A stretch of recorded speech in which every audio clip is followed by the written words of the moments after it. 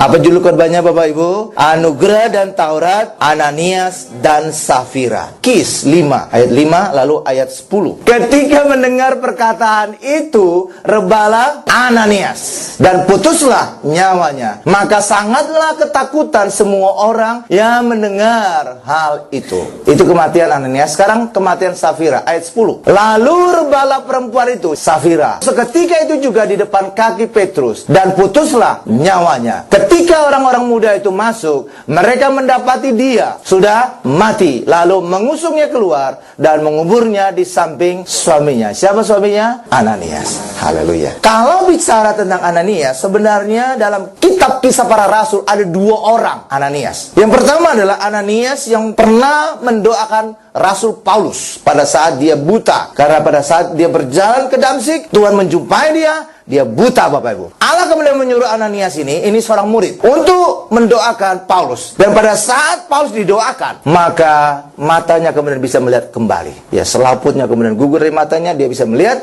Yang kedua, dia dipenuhi oleh Roh Kudus. Yang ketiga, lalu membaptis Rasul Paulus. Ini Ananias yang pertama. Ini hidup. Ini artinya juga Ananias, artinya anugerah Allah. Tetapi Ananias yang kedua, yang punya istri namanya Safira, itu dia mati. Tadi arti Ananias apa Bapak Ibu? Anugerah Allah. Dan karena matinya adalah di gereja, maka orang berkata, pada saat anugerah pun Allah bisa menghukum umatnya. Dan inilah kesalahan. Kenapa? Karena Ananias ini berbeda dengan Ananias yang mendoakan Paulus. Bedanya apa? Ananias ini dia punya istri namanya Safira. Lalu kenapa Pak kalau dia punya istri namanya Safira? Karena Ananias yang punya istri Safira itu adalah gambaran campuran antara anugerah dan hukum Taurat. Safira itu gambaran hukum Taurat. Karena hukum Taurat ditulis pada batu safir atau Safira. Ada Rabi Yahudi berkata di dalam kitab Talmud dikatakan bahwa Allah menulis hukum Taurat, 10 hukum Taurat pada batu bernama batu safir. Batu safir ini khusus Bapak Ibu, disebut ya dalam literatur dikatakan lapis lazuli.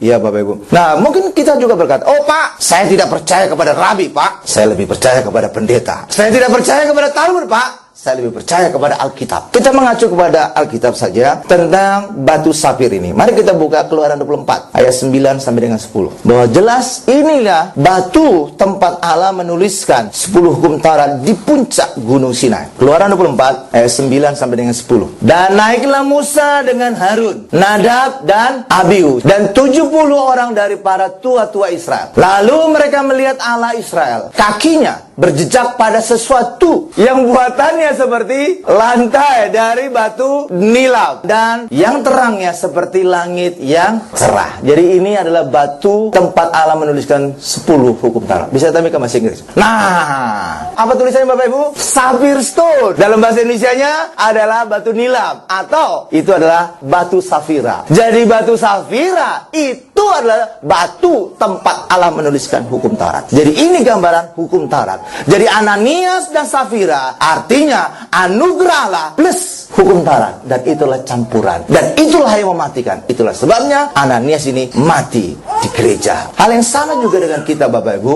Kehidupan kita orang Kristen murni anugerah, bukan campuran anugerah dengan Taurat. Amin. Kalau campuran anugerah dan Taurat, maka kita bisa mengalami seperti Ananias dan Safira, mengalami hukuman, mengalami kematian di hadapan Allah. Tapi hari ini setiap kita hanya ada di dalam Yesus, maka setiap kita hari ini diselamatkan, diberkati, disembuhkan, kemenangan terus kita alami dalam kehidupan. Amin. Jadi Ananias dan Safira inilah gambaran tentang anggur baru ditaruh pada kantong yang tua. Maka hasilnya apa Bapak Ibu? Kantong itu robek dan anggurnya juga tumpah. Jadi kedua-duanya menjadi sia-sia. Kenapa sih Pak? Anggur baru ketika ditaruh pada kantong yang tua, dia bisa mengalami robek. Karena anggur baru itu ada gasnya. Ya, jadi terjadi fermentasi. Maka kalau ditampung, ditaruh pada kantong yang tua itu sudah getas, sudah kaku Bapak Ibu, maka tekanan gas dari anggur baru tadi akan merobek dari kantong itu, sehingga terjadi anggurnya tumpah dan keduanya menjadi sia-sia. Kantong robek, anggur terbuang, maka keduanya menjadi sia-sia. Amin ya Bu. Itulah gambaran dari campuran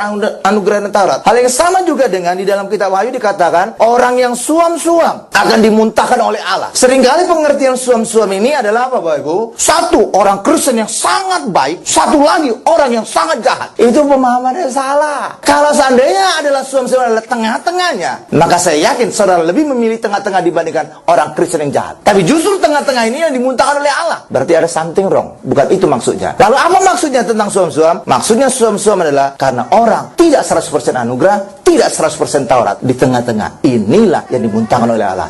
Inilah campuran. Kalau hukum Taurat adalah murni, maka dia akan bisa menuntun orang kepada Kristus, hidup di dalam iman. Dan hari ini setiap kita, saya yakin kita sudah hidup dalam Kristus. Lah iya, makanya kita juga disebut orang Kristen. Kristen artinya apa? Pengikut Kristus. Artinya sudah di dalam Kristus. Ketika kita sudah dalam Kristus, maka sudah hukum Taurat penuntun itu tidak berlaku lagi bagi kita. Sama seperti saudara juga dituntun diantar Bapak Ibu ke stasiun atau ke terminal. Ketika sudah tiba di terminal, pengantarnya pulang. Saudara melanjut ke perjalanan. Jadi pengantar itu, penuntun itu hanya mengantar pada tujuannya. Setelah itu kembali, sudah tidak lagi. Hal yang sama juga dengan hukum Taurat, mengantar kita kepada Kristus. Dan setiap kita hari ini sudah di dalam Kristus, maka hukum Taurat tidak lagi di dalam kehidupan kita. Amin. Karena itulah bagi setiap kita hari ini, mari setiap kita bukan lagi hidup dalam campuran anugerah dan Taurat, tapi setiap kita hari ini hidup di dalam anugerah murni. Di dalam Yesus saja, disitulah ada menjadi rahasia kemenangan, rahasia keselamatan, rahasia hidup kita selalu berkemenangan. Amin. Sekarang kita masuk pada bagian kedua. Hukum Taurat itu 2 kali ditulis oleh Allah. Kenapa 2 kali ditulis oleh Allah Bapak Ibu? Karena hukum Taurat yang pertama dipecahkan oleh Musa. Kenapa dipecahkan oleh Musa? Gergetan dia Pak? Oh bukan. Karena pada saat Musa membawa turun hukum Taurat dari puncak gunung Sinai, di bawah dia melihat orang Yahudi sedang menyembah berhala.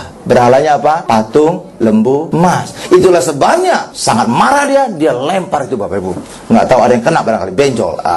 Dan saat itulah pecah. Jadi hukum Taurat pertama yang asli sebenarnya sudah dipecahkan oleh Musa. Jadi hukum Taurat yang diterima oleh orang Yahudi itu duplikatnya, bukan yang asli. Coba kita lihat ayatnya. Keluaran 32 ayat 19. Dan ketika ia ini siapa nih? Musa dekat ke perkemahan itu, perkemahan orang Israel itu, dan melihat anak lembu. Ini berhala ini Bapak Ibu. Dan melihat orang menari-nari, maka bangkitlah amarah Musa. Dilemparkannya lah kedua loh itu dari tangannya, dan dipecahkannya lah pada kaki gunung itu. Jadi hukum Taurat yang pertama itu sudah dipecahkan oleh Musa. Itulah sebabnya Bapak Ibu, tidak ada lagi hukum Taurat yang murni, yang asli. Maka hukum Taurat yang diterima oleh orang Yahudi berikutnya itu bukan yang asli, tetapi duplikatnya.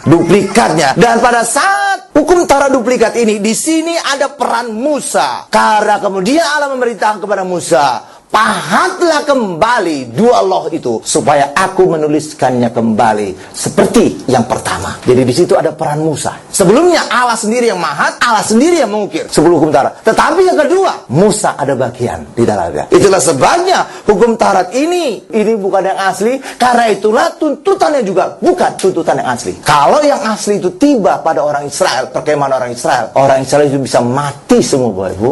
Dan itu sudah terbukti juga. Hukum Taurat yang asli saja masih dipegang oleh Musa sudah membuat 3.000 orang Yahudi mati pada saat itu. Kenapa? Karena pada saat itu Allah menghukum mereka 3.000 orang mati akibat penyembahan berhala tadi. Jadi hukum Taurat yang murni itu luar biasa. Nggak ada orang mampu melakukannya Bapak Ibu. Karena itulah dibuat hukum Taurat yang kedua. Hukum Taurat yang kedua, di situ ada unsur anugerah Allah, di situ ada unsur manusia. Itulah sebabnya tuntutannya tidak seberat dari tuntutan hukum Taurat yang murni. Tuntutannya hanya secara jasmani saja. Itulah sebabnya seringkali orang Israel berkata, kami mampu melakukan hukum Taurat. Karena yang dituntut adalah secara jasmani saja melakukan hukum Taurat. Padahal hukum Taurat itu harus dilakukan juga, tidak boleh dilanggar secara pikiran. Amin Ibu? Seperti apa? Misalnya, membunuh. Itu membunuh bukan hanya secara jasmani. Saudara marah kepada tetangga saudara marah kepada orang tua saudara marah kepada sesama saudara, sudah membunuh mereka di dalam hati saudara. Itu kan gawat kan? Demikian juga berzina juga sama. Berzina bukan secara jasmani saja, tapi pikiran kotor tentang seorang wanita, saudara sudah berzina dalam pikiran saudara. Karena gawat Bapak Ibu. Makanya kalau yang asli tidak ada orang yang mampu melakukannya. Coba kita lihat pada saat Tuhan menyuruh Musa memahat 2 loh batu untuk dibuat duplikatnya. Keluaran 34 ayat 1. Berfirmanlah Tuhan kepada Musa,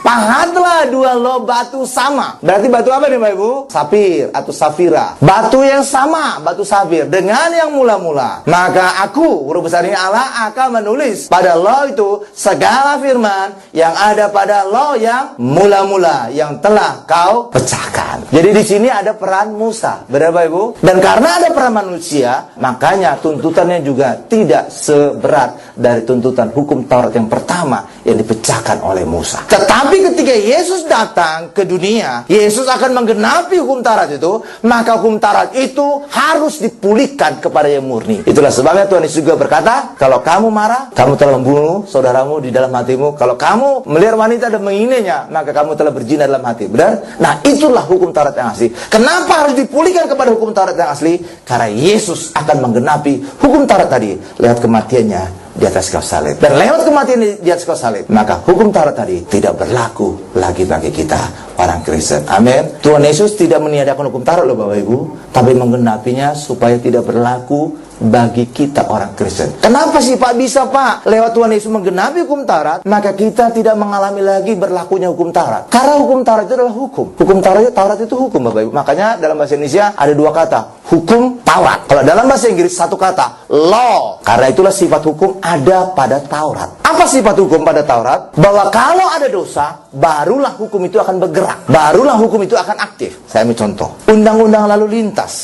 Kalau saudara tidak pernah melakukan pelanggaran, maka walaupun undang-undang itu sudah ada tahunan, maka undang-undang itu tidak berlaku bagi saudara. Tetapi kalau saudara berkendaraan gerusak-gerusuk Bapak Ibu, seperti anak menteri di jalan tol nabrak orang, maka undang-undang lalu lintas akan berlaku bagi dia, mengejar dia, bisa masuk penjara, bisa kena denda. Tapi kalau dia mengendarai dengan safe, kucing aja tidak pernah ditabrak Bapak Ibu, maka undang-undang itu walaupun ada, tidak akan berlaku bagi kita. Haleluya. Amin Bapak Ibu. Hal yang sama juga dengan hukum Taurat. Kenapa ketika kita dalam Yesus, hukum Taurat tidak berlaku bagi kita? Karena Yesus telah menebus segala dosa kesalahan kita. Itulah sebabnya hukum Taurat tidak akan pernah aktif untuk mengejar kita di dalam Yesus. Karena dosa kita sudah diampuni, kesalahan tidak ada lagi. Maka hukum itu akan pasif bagi kita. Tapi kalau ada dosa, tetangga sebelah ada dosa, karena mereka belum ditebus, maka hukum Taurat ini tetap ada untuk mengejar mereka sampai mereka masuk neraka, sampai mereka terkutuk. Bagi orang Kristen tidak berlaku. Kenapa? Karena Yesus telah menebus segala dosa kita. Itulah sebabnya hukum Taurat tidak akan pernah berlaku bagi setiap orang yang telah ditebus dosa-dosanya. Amin. Sekarang kita masuk pada bagian yang ketiga. Nah, karena hukum Taurat itu adalah yang kedua, duplikat, maka tuntutannya tidak seberat dari tuntutan yang pertama. Tuntutannya hanya dilakukan secara jasmani saja. Itulah sebabnya banyak orang Yahudi, termasuk ahli Taurat, berpikir mereka mampu melakukan hukum Taurat. Karena apa? Melakukan secara jasmani Bapak Ibu. Dan banyak orang mampu. Karena itulah ada seorang kaya datang kepada Yesus. Dia berkata kepada Tuhan Yesus, apa yang harus aku lakukan untuk beroleh kehidupan yang kekal? Nah, di sini ada jawaban Yesus yang bisa menjadi pelajaran bagi kita. Kira-kira kalau ada orang datang kepada saudara, bertanya, apa yang harus aku lakukan untuk beroleh kehidupan yang kekal? Apa kira-kira jawaban saudara? Percaya Yesus, kamu pasti selamat. Itu aja pasti kan? Maka harusnya pada saat orang kaya tadi datang kepada Yesus, apa yang harus aku lakukan untuk beroleh kehidupan kekal? Maka jawaban Yesus harusnya berkata apa? Percaya kepadaku, kamu selamat. Harusnya demikian kan? Karena jawaban kita juga pasti demikian pada saat orang bertanya, apa yang harus aku lakukan untuk beroleh kehidupan kekal? Berapa Ibu ya? Tapi kenapa Yesus tidak berkata demikian? Tapi justru memberikan dia hukum Taurat. Karena ketika orang datang dengan kesombongan, karena dia merasa kudus, dia merasa baik, dia merasa luar biasa, maka Tuhan akan memberikan hukum Taurat kepada kita. Karena ketika saudara datang dengan kesombongan, dengan kekuatan saudara, dengan kebaikan saudara, maka hukum Taurat ini akan diberikan Tuhan kepada kita. Kenapa? Karena di dalam hukum Taurat semua manusia yang mengerjakan. Tetapi bagi kita yang datang dengan kerendahan hati, maka anugerah Tuhan akan turun atas kita.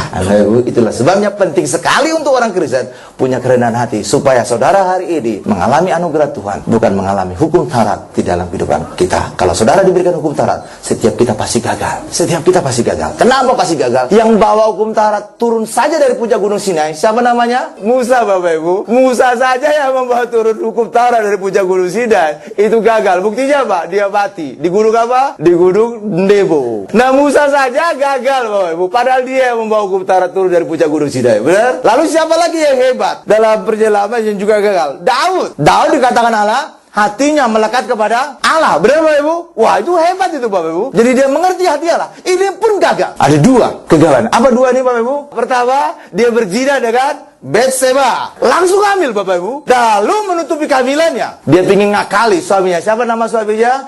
Uria. Tapi ternyata suaminya juga tidak bisa diakali. Akhirnya dibunuh. Jadi ada dua dosa dilakukan oleh Daud. Pertama, berzina. Yang kedua, membunuh. Jadi orang yang hatinya melekat kepada Allah saja gagal. Dua hukum. Karena itulah bagi setiap kita hari ini, nggak ada manusia yang bisa melakukannya. Hanya satu pribadi yang mampu melakukannya. Siapa namanya? Tuhan Yesus. Itu dikatakan Roma 10:4. Kristus adalah kegenapan hukum Taurat. Jadi hanya Kristus yang bisa melakukan. Nah, jadi tidak ada yang bisa melakukan hukum Taurat yang asli, yang pertama yang dipecahkan oleh Musa. Tetapi hukum Taurat yang kedua, di situ ada peran Musa, maka di situ hanya dilakukan secara jasmani. Dan karena itulah maka orang Yahudi berpikir mereka mampu melakukannya. Karena itulah pada saat pemuda kaya atau orang kaya datang kepada Yesus, lalu Yesus menampilkan hukum Taurat. Apakah kamu menghormati orang tuamu? Apakah kamu tidak berzina? Apakah kamu tidak mencuri? Lalu apa kata pemuda tadi? Sejak masa mudaku, aku telah melakukannya. Wow, dahsyat itu Bapak Ibu. Tetapi ketika dia menonjolkan perbuatannya, kekuatannya, disitulah dia gagal. Lalu Yesus berkata, jika engkau ingin sempurna, jualah segala harta milikmu, berikan kepada orang miskin, lalu ikutlah aku. Berhasil nggak Bapak Ibu? Enggak.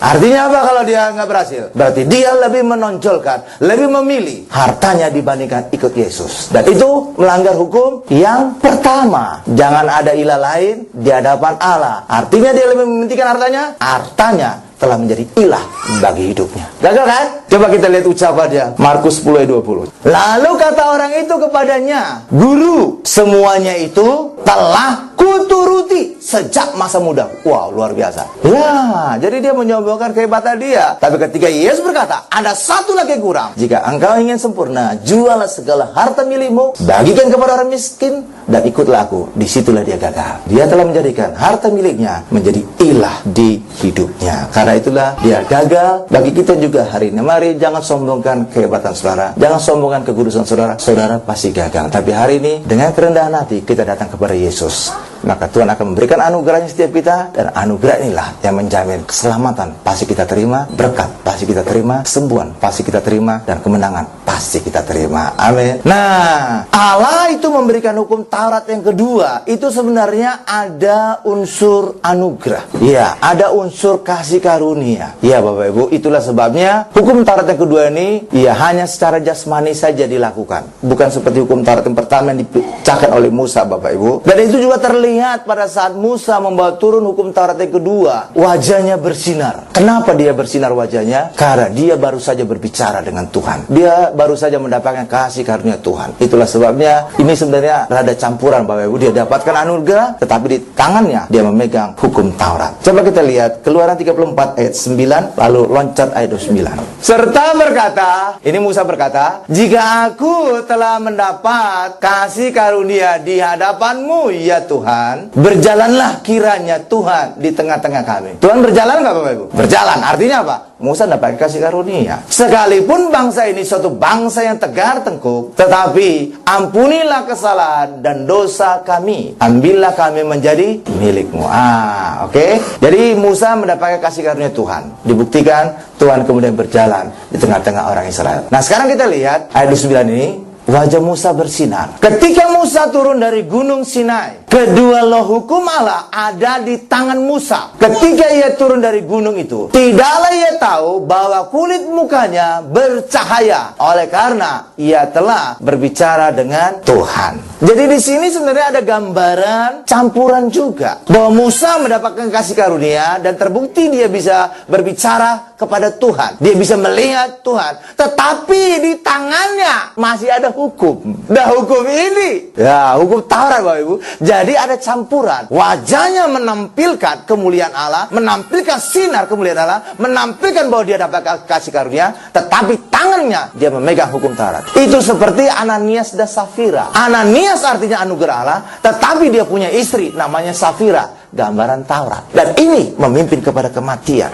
Taurat pertama murni itu membawa kematian, terbukti 3.000 orang mati. Sedangkan Taurat campuran anugerah, dan Taurat. Ini juga mematikan Bapak Ibu. Hanya anugerah saja yang memberikan kehidupan dan pembenaran bagi kita. Karena itulah bagi setiap kita hari ini, saudara kita semua tidak lagi hidup di dalam hukum Taurat, apakah yang murni, apakah campuran. Tapi kita hari ini hanya hidup di dalam Yesus saja, anugerah murni saja, sehingga kita dapatkan pelayanan roh yang penuh kemuliaan Allah. Dan ini akan membenarkan kita dan memberikan kita keselamatan yang kekal, memberikan kita kesembuhan, memberikan kita berkat, memberikan kemenangan terus di dalam kehidupan kita. Amin Bapak Ibu. Berikan kemuliaan, paling dahsyat, luar biasa, paling lama bagi Tuhan Yesus. Kita tundukkan kepala kita.